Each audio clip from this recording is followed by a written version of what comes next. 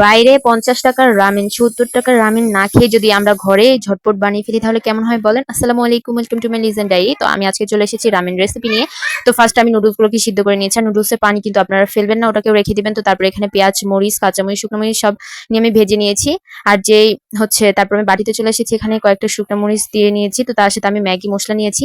Maggi মসলার সাথে এখানে আমি হালকা লবণ দিয়েছি, যেহেতু টেস্টটা এভারেজ থাকতে হবে। তো আপনারা আপনাদের টেস্ট অনুযায়ী সবকিছু দিবেন, পরিমাণ মতো দিয়ে দিবেন। তো আপনারা দেখতে পাচ্ছেন, তারপর আমি এখানে 1 চামচ সয়া সস দিয়ে দিয়েছি। আপনার সয়া সসের পরিমাণ মতো দিয়ে দিবেন আপনাদের স্বাদ অনুযায়ী। তো তারপর আমি যে পেঁয়াজ, মরিচ, কাঁচামরিচটাকে ভেজে রেখেছিলাম, তার সাথে রসুনও দিয়েছিলাম হালকা কুচি কুচি। আপনার রসুনটাকে কম দিবেন, না হলে পরে রসুনের গন্ধটা বের হবে অনেক।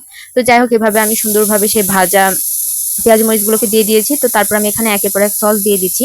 আপনারা আপনাদের যে সস থাকুক না কেন আপনারা দিয়ে দিবেন। আমার কাছে যেহেতু প্যাকেট ছিল, যার জন্য আমি প্যাকেটের সসগুলোকে দিয়ে দিয়েছি। আর সস যত বেশি হবে নুডলসটা তত স্বাদ হবে বেশি। তারপর আমি পেঁয়াজ মরিচের যে একটা তেল ছিল ভেজে রেখেছিলাম, ওই গরম তেলটা দিয়ে দিয়েছি। গরম তেল দেওয়ার সাথে সাথে যে একটা সুন্দর ফ্লেভার আসে, এই ফ্লেভারটা আসলে অনেক সুন্দর। তো তারপর আপনারা এগুলোকে সম্পূর্ণভাবে মিক্সিং করে নিবেন। অনেক সুন্দর মিক্সার করে ফেলার পরে তারপর আপনারা এখানে যে নুডলসের পানিটুকু আছে, নুডলস সিদ্ধ করেছেন, ওই পানিটা দিয়ে দিবেন। তারপর নুডলসটা ঢেলে দিবেন।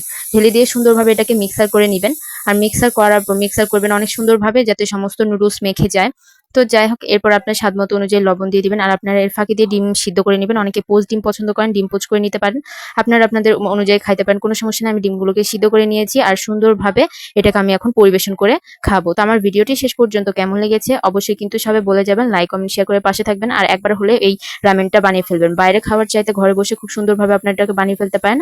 সবাই ভালো থাকবেন। আল্লাহ হাফেজ।